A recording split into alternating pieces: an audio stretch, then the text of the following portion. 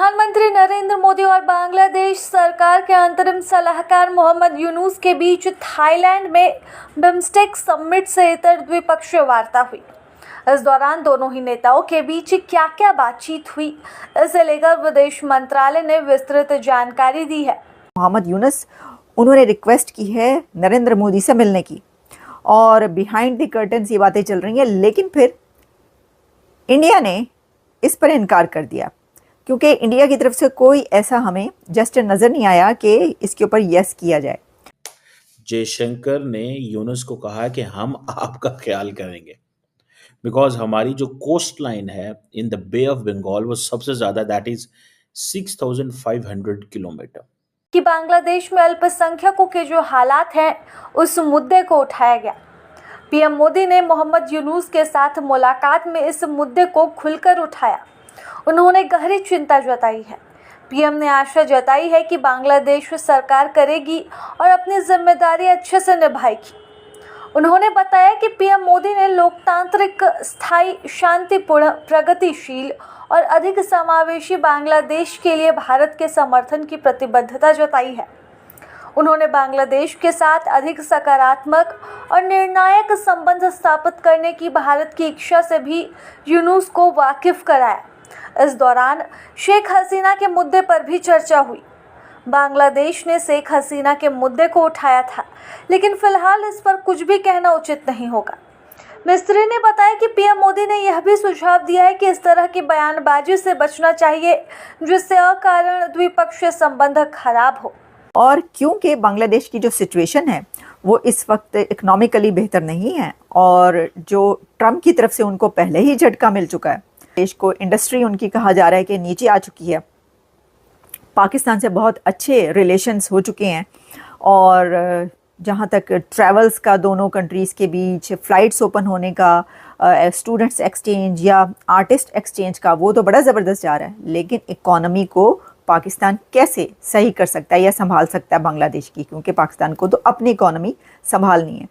तो अब ये है कि अब IMF का जो अभी पैकेज मिला है, अभी IMF की तरफ से ग्रीन लाइट दिखाई गई है और बड़ा खुश हुआ जा रहा है पाकिस्तान के अंदर। तो इसका मतलब ये थोड़ी है कि वो जो IMF से पैसा मिला है वो पैकेज उठाकर वो बांग्लादेश को दे देंगे, ऐसा तो नहीं है ना। ये तो इंडिया है वो कंट्री के जो अपने बजट के अंदर बिलियंस का बजट रखता है दूसरे कंट्रीज़ के लिए, गरीब मुल्कों के लिए। तो एक गरीब कंट्री पाकिस्तान वो ऐसे कैसे कर सकता है। तो बात यह है, इसका अगर हम क्रक्स जानना चाहें कि बांग्लादेश को मदद की ज़रूरत है, फाइनेंशियल सपोर्ट की, और वो चाइना से ये चाह रहा है कि अब आप हमें सपोर्ट दें। अब चाइना और इंडिया के बीच जो राइवलरी है इसमें वो बड़ा ही अच्छा उनके पास है।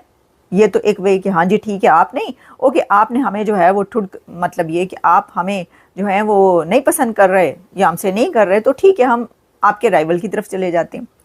अब वो चाइना गए हैं तो चाइना उनके लिए क्या करता है, चाइना उनको कर्जा भी दे सकता है, पैसा भी दे सकता है, उनको दूसरी जो सपोर्ट है, लेकिन वो वाली सपोर्ट नहीं दे सकता जो इंडिया दे सकता है। इंडिया का तो बॉर्डर्स है उनके साथ, सबसे लंबे सबसे बड़े बॉर्डर्स जो हैं वो इंडिया के साथ उनके मिले हुए हैं। तो चाइना दूर से क्या कुछ, जैसे मैंने कहा, कर्जा वगैरह तो मिल जाएगा, हो सकता है थोड़ा बहुत, लेकिन एज सच वैसे नहीं है। और चाइना को भी उतना फ़ायदा नहीं है जितना चाइना को पाकिस्तान से फ़ायदा है। पाकिस्तान और चाइना के रिलेशन है उनकी अपनी जगह। तो ये बात अगर आप ये देखें कि कहाँ पर आकर ठहरती है, तो बात यह है कि वो पापा ढूंढने के लिए गए हैं चाइना, पापा की तलाश में है। पापा की तलाश इस मूवी का नाम रखा जा सकता है। भाई हम नहीं कह रहे, अब हम पे ऐसी नाराज हो रहे। बात यह है कि ये मेजर गौरव आर्या जी ने कहा वो कह रही है जी जो चाइना के मोहम्मद यूनुस हैं वो पापा तलाश करने गए हैं, डैडी ढूंढ रहे हैं वो, और वो इसलिए चाइना गए। अच्छा, मैं आपको ऐसा करती हूँ कि सुनवाई ही देती हूँ जो उन्होंने बात की है। अमेरिका तो कह रहा है कि हमें आइलैंड दे दो, सेंट मार्टिन की जो बात चल रही है, अमेरिका ने तो बोला है। अमेरिका, डोनाल्ड ट्रंप कह रहे थे रुको अभी, मैं तुम्हें पैसे नहीं दूंगा, ठीक है। अगर डोनाल्ड ट्रंप टैरिफ लगाता है क्योंकि इनके कपड़े तो अब इनके कपड़े बनना काफी हद तक बंद हो गए हैं, पर अगर इनकी इंडस्ट्री दोबारा शुरू हो जाती है और इक्विवेलेंट टैरिफ लगा लेता है तो इनके क्लोथ्स जो हैं वो अमेरिका के अंदर नॉन कॉम्पिटिटिव हो जाएंगे। वो कह रहा है तुम खुद कमीजा बनाओ यहाँ पे, ये तो कह रहा है वो। कल हमने कार्स का डिस्कस करा था, किस तरीके से ऑटोमोबाइल इंडस्ट्री बिल्कुल ट्रंप ने। जयशंकर साहब ने बेसिकली स्नब की है मोहम्मद यूनुस को और कहा है कि भाई साहब आप ज़रा थोड़े ठंडे पड़ जाएं, आप हमें ना बताएं। हमारा मुस्तकबिल जो है वो पैसिफिक है, यानी कि इंडिया का जो मैप है वो पैसिफिक तक जाता है। अब फॉर एग्जांपल अगर आप सिर्फ यही देख लें, अगर आप सिर्फ यही थोड़ा समझ लें कि India for example India connect करता है फॉर इंस्टेंस म्यांमार के साथ। आगे इंडिया जब म्यांमार से कनेक्ट किया तो आप तो साउथ ईस्ट एशिया पहुंच गए ना भाई साहब। ठीक है जी, आप तो पहुंच गए। इंडिया बेसिकली इंडिया अपनी जोग्राफी का सही इस्तेमाल कर रहा है, और इंडिया की जोग्राफी समझ लें खुली हुई है, ओपन है from all sides except Pakistan. सिर्फ पाकिस्तान की साइड और चाइना की साइड, बाकी जो इंडिया की जो जोग्राफी है वो तो ज़बरदस्त पोजीशन में है इंडिया। ठीक है, देखिए एक तो सारी बात है, इंडिया को जो सबसे बड़ा जो, इसीलिए तो अब ये कह रहे हैं कि this is an end of South Asia. This is what India says, an end of South Asia, कि भाई साहब हमें साउथ एशिया नहीं चाहिए। We are not interested to have South Asia. Pakistan, Afghanistan, ये हमारा इंटरेस्ट ही नहीं है इसमें। ठीक है, तो वो कह रहे हैं कि भाई आप किस चीज़ को लेके बैठे हुए हो और क्या कर रहे हो और क्या सोच रहे हो। ठीक है, वो we are not interested in this, हम आपकी किसी ऐसी गेम में इंटरेस्टेड ही नहीं है। सो आप ज़रा वो जिसे कहते हैं ना ठंडे पड़ जाओ, आप ठंडे पड़ जाओ। ये आपकी ज्योग्राफी है बांग्लादेश की। ठीक है, अब तो इंडियंस ये कहते हैं ना कि हम तो अब हमें बांग्लादेश को काट ही दो, अगर ये ज़्यादा चिलचिलाते हैं तो ये काट दो यहाँ से। ये सारी इनकी चिकन नेक भी एक है ये, वो कहते हैं इनका भी तो ये इलाका है, तो हम अपनी ज्योग्राफी बढ़ा लेते हैं, हम अपना मतलब। अच्छा मैं आपको बात बताऊँ, इंडिया के बारे में कहा जाता है कि India doesn't have an expansionist goals, revisionist power नहीं है, बट मैं आपको बात बताऊँ India does have those expansionist goal.